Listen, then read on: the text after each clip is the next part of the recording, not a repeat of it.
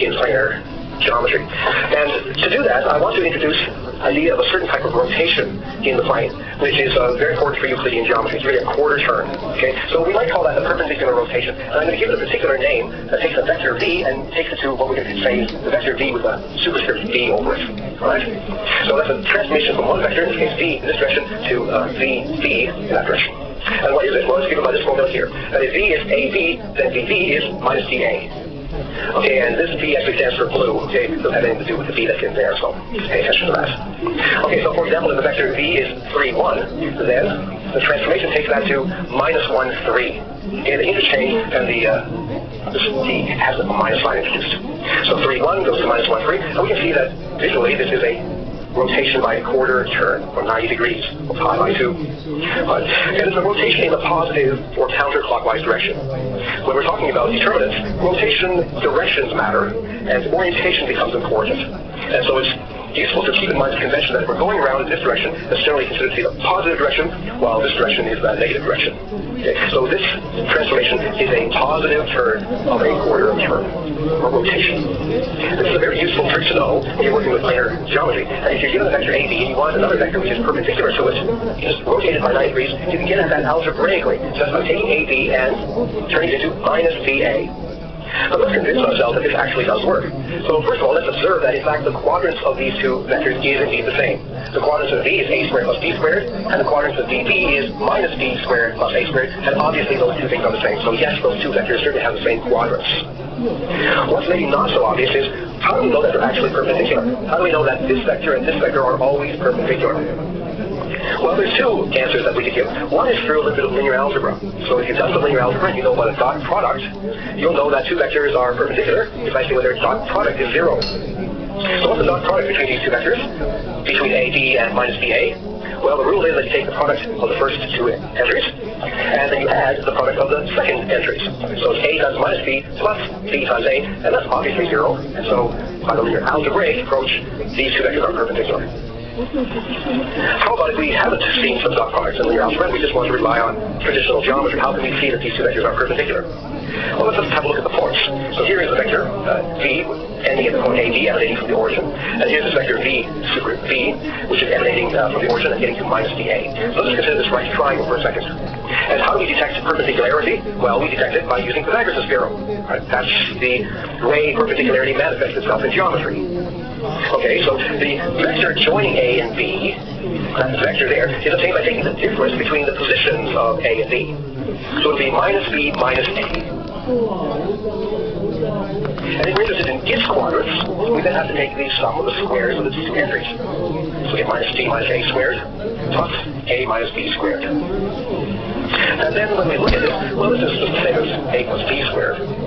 So when we square this and square this, the two cross terms are going to cancel. There'll be a 2ab occurring here and a minus 2ab that will cancel. So we'll just end up with 2a squared plus 2b squared, which is the sum of this quadrant, which is a squared plus b squared, and this quadrant, which is also a squared plus b squared. So yes, indeed, this triangle satisfies Pythagoras' theorem, namely this quadrant plus this quadrant equals that quadrant. That's telling us geometrically that that is a perpendicularity there, or a right angle. Now I'm going to give you a novel but important definition. This is something that you don't see anywhere else. We're going to talk about the cross product of two planar vectors, two vectors in the plane. Cross product. Okay, here it is. If V equals the vector AB and W equals the vector CV, then we're going to define the cross product V cross W to be equal to, well, that same quantity, that same determinant that we've been studying over and over, AD minus BC. In other words, the area of the parallelogram formed by V and W in that order. Really assigned area of V, precise. Now, this will take some getting used to for some people, because if you're taking engineering courses, you're familiar with the cross product in the context of vectors in three-dimensional space. You'll know that if you have two vectors in three-dimensional space and the cross product is the third vector, that's perpendicular to the two vectors that you have. So we are not working in three-dimensional space here. Our vectors are vectors in the plane. And so this cross product is different, but still very closely related to the more familiar cross product in three dimensions. Okay? So I got a version of that. You can think about it that way. So the cross product of two vectors is a number. In fact, it's just the area of the parallelogram spanned by those two vectors.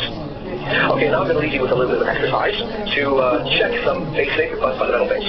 That if we interchange the order of the vectors, then the cross product changes sign. And if we take a vector across itself, we get 0. The number 0. And that the cross product is linear in an obvious way. And if we take V1 plus V2 cross W, then that's the same as V1 cross W plus V2 cross W. And then if we multiply by some scalar lambda, lambda V times W or cross W is the same as lambda times V cross W. And that's also the same as V cross lambda times W. So these are important properties of the cross product. You might wonder, what about the distributivity in the other direction? Well, if you combine this one with the first one, then you can see that the distributivity also applies to the second variable as well, so there's nothing special about that. Okay, so this little exercise, make sure that you check that this very simple but novel definition of the cross product of two vectors has these nice linear, sort of skew symmetric properties. And now let us connect the determinant via this cross product with our fundamental metrical quantity of quadrants. Okay, the result is the following theorem: that if V is a planar vector, say AB, then the quadrants of V is the same as the cross product of V with V super V, where V super V is that perpendicular rotation of the vector V. Okay, well, let's check that. So we know what the quadrants of the vector V is just the sum of the squares of its components. It's A squared plus B squared. And what is this thing? Well, there's the vector V, and there is the vector V super V. There's the perpendicular rotation of V. And if we take the cross product of these two vectors, what do we get? Well, it's AD minus BC, so it's the product of the outer ones, which is A squared, minus the product of the inner ones, which will give us A minus B squared, or A plus B squared. So yes, indeed, the quadrants of AB is equal to the cross product between the vector V and its perpendicular rotation. In that order, here's the vector V, and there's the vector second, that rotated vector. So in determinant form, what we're doing is we're noting that the quadrants of a vector could be written as a determinant. It's the determinant of the matrix that you get by writing down the vector together with its perpendicular rotated vector. That little 2x2 matrix is determinant. It's just the quadrants of the vector V that we're starting with. In our next video, I want to talk about spread, which is the more novel aspect of rational trigonometry, replacing angle, and how that is also intimately connected with the notion of a determinant in a way that we've seen before, but which also has interesting manifestations in other geometries. So I'll remind you a little bit about chromogeometry, and not just the blue, but also the red and the green geometries, how we can get a kind of uniform understanding of spread and the relation with determinant. So please look for that. I'm Norman Wellberger. Thanks for listening.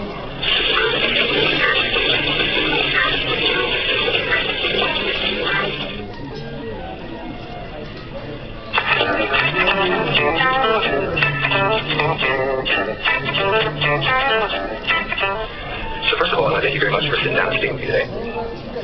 This is a great opportunity. I appreciate being able to use your studio here for some video content. Well, welcome to Australia and seeing this WC. It's great to meet you, and it's a pleasure to have you here. I'm looking forward to an interesting session. So I want to take your brain about a couple of ideas. So from outside the world of mathematics, most people think that the conclusions in the world of math are all logically certain. From beginning to end, A to Z, you start with some simple premises, you use airside mathematical logical reasoning, and then the conclusion necessarily follows. And so the idea of being skeptical of conclusions in mathematics, most people are like, skeptical of math as methods, so it doesn't make sense. Do you think that is the correct way to conceive of the area of mathematics, that it really is this area of completely airside logical reasoning? There's no room for any kind of skepticism about some more philosophical questions. Well, I think that's pretty safe to say that it's not that safe. Historically, there have always been contentious aspects of mathematics, and the logical structure has often been challenged, and alternate interpretations have been around.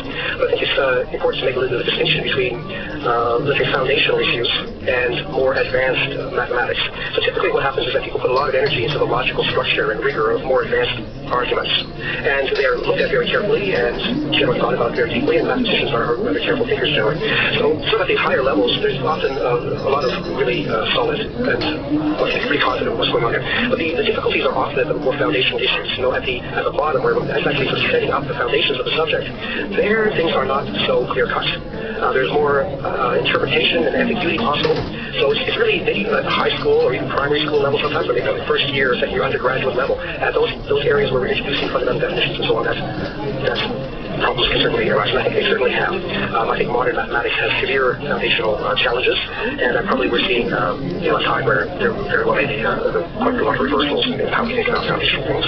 So as somebody who's interested in philosophy, when I think of foundational issues, I think it's the really important stuff. If you get the foundations wrong, then your conclusions are going to be dubious. The farther you go out on the theory you built on your foundations, if that foundation is shaky, you just may be almost wasting time or building on the theory that's kind of stuck in its mistaken. So let's dive into some of those foundational claims. I know, again, from not being a professional mathematician, one of the areas that I find difficult to understand, and yet foundational, is this concept of infinity. It seems like infinity comes up all the time, at least in modern mathematics, and this notion of the infinite sense, or a completed infinity. And it's hard to, put it this way, it's hard for me to wrap my mind around it. So if you can help me understand maybe where I'm misunderstanding this concept of infinite, or maybe whether there's some skepticism in it, so how we work through this concept of infinity in modern math. Okay, so maybe I'd like to do that, and I'm someone who shares your reservations about infinite sense. I happen not to believe in infinite sense, and I'm not really an advocate of a lot of the structure goes on that. But I think it's important to realize that although that's a very popular question, especially amongst some amateurs and people outside the discipline, it's not actually as important inside mathematics as you might imagine. So the reality is that most working mathematicians don't have a lot of problem with the current framework of infinities because they don't really use them. Right? They operate in an alternate system, which is largely independent of the so-called axioms of modern set theory that were built up in the 20th century. So those axioms, that framework, is really some kind of formal justification that people point to, but it's not really something that's used on a daily basis. So most mathematicians like myself are not even really consciously aware of all of the axioms. We certainly don't use them in our daily work, so it's not the case that we use axiom 5, and then the next couple lines we use axiom 7, as you might imagine.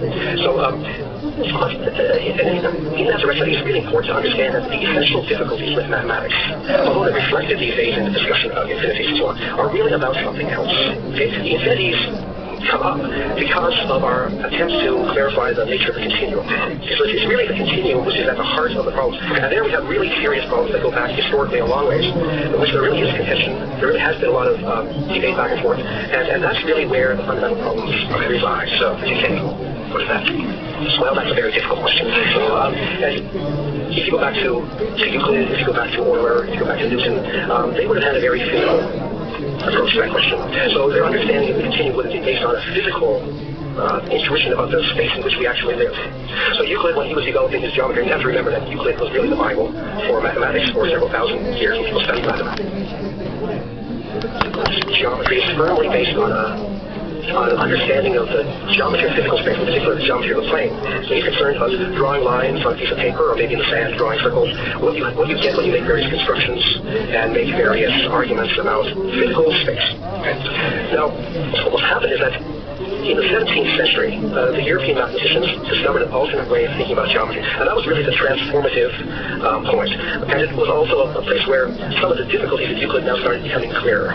So Euclid does not adopt coordinates, but in the 17th century, Fermat, Descartes, and Newton, and people like this started thinking about geometry in a more Cartesian, in a more coordinate kind of framework. And this allowed them to really get a completely different view of what the actual fundamental basis of space is. So we move to a now position where space itself is encoded by essentially n-tuples, or let's say pairs, in the planar situation, pairs of numbers. So our conception of space becomes subordinate to a conception of arithmetic, to the number system that's available to us.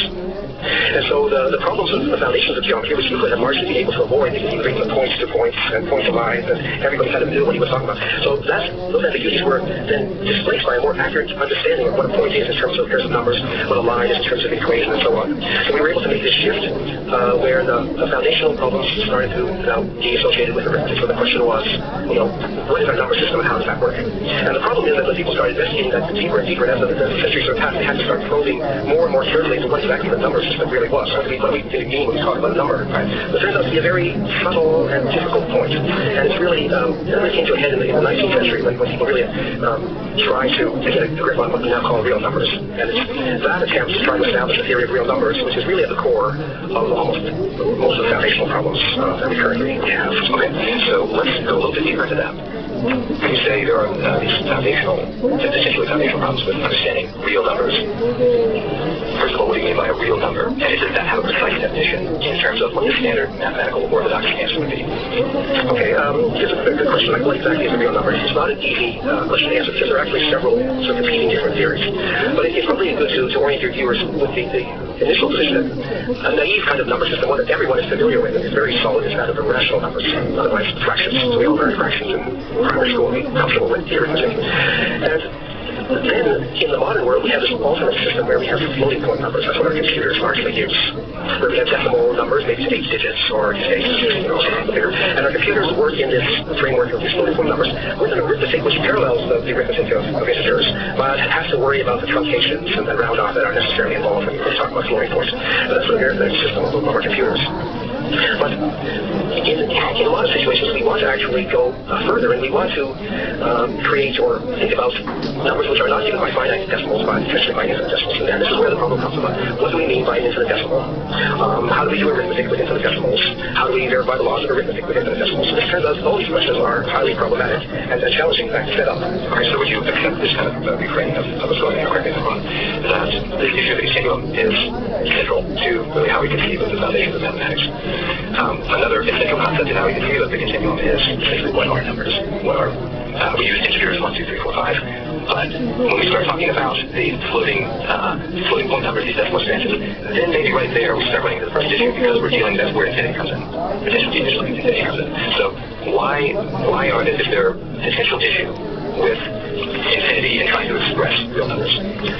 Well, maybe it's clear if you think about just basic arithmetical properties, basic arithmetical operations. So if you have a finite decimal, let's say you have 2 finite decimals and you want to add them, it's okay to know that what you have to do is you have to start on the right-hand side, and you have to add starting from the right, and then the carries go to the left, and then you proceed from right to left. So you kind of see what the difficulty would be if you're thinking about the idea of having 2 infinite decimals, and you're asking how are we going to define what addition is here?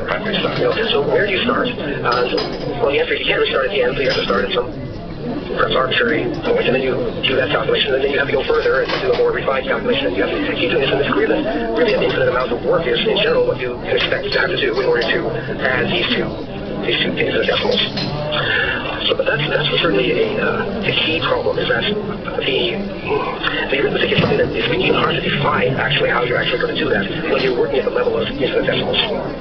And people, I guess, in the 19th century were aware of that. And so they were loath to frame a theory of real numbers in terms of infinite decimals because it was kind of obvious that there were these difficulties. And then someone called Richard Dedekind came along and discovered an alternate possible way of proceeding to set up real numbers, which didn't involve these infinite decimals, and for which the actual arithmetic was much easier to set up.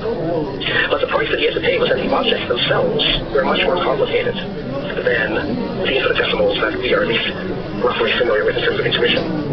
So what he did is he said, well, let's think about something like the square root of 2. Okay, well, let's suppose for the moment that there is such an object as square root of 2. Now, I happen to believe that there is no such thing. Okay, most people think there is. So square root of 2 is some point on the number line, around 1.414. So just imagine for a second that there is such a thing there. And that divides the rational numbers. It's like a wedge that divides the rational numbers to the right of root 2 and to the left of root 2 into 2 sets. Okay, you imagine painting red on the left and green on the right. Okay. And then if you take that irrational number away and just look at the rational numbers that are left over, now you have this subdivision of the rationals into these 2 groups. All the red ones over here and all the green ones over there. And Dedekind said that now we can actually think that what the real number root 2 is, the actual definition of it, is this subdivision of the rational numbers into this red and this green set. So that's actually the definition of the square root of 2. Okay, that's called the Dedekind account. Okay. Now that's a little bit maybe hard to get your head around if you're thinking the first time, but it turns out to have a very big advantage that when you want to define operations like addition and multiplication and so on, it's actually relatively easy to do in that context. The problem is that even though in the root of 2 case it's relatively easy to specify those sets because the condition is really just whether a rational number is square, bigger than 2 or less than 2 or negative largely. But if you have a general real number, then getting hold of that Dedekind cut itself is a process that requires an infinite amount of work. In other words, if Dedekind wanted to create his coloring for, say, pi, he would have to first get a sequence of nested intervals that surround pi that sort of converge towards it, and use that sequence to successively paint more and more infinite quantities of rational numbers. So the Dedekind cut approach appears to put real numbers on a kind of a set theoretical foundation, because now real numbers are sets, or pairs of sets of rational numbers. But ultimately, effectively, it doesn't actually escape the problem of having to involve or invoke an infinite process in order to actually create it. So in some sense, it's a bit of a linguistic sleight of hand that allows you to make the theory of real numbers seemingly dependent on a prior theory of infinite sets. And that's actually the reason, that's really the core reason why the infinite set story is so important to mathematics, to justify Dedekind's creation of real numbers using this particular system of ideas that he has. Okay, so let's get into that story of the infinite sets. Maybe the next one preface to see just how fundamental really that this concept is. There are some, let's say, counterintuitive conclusions that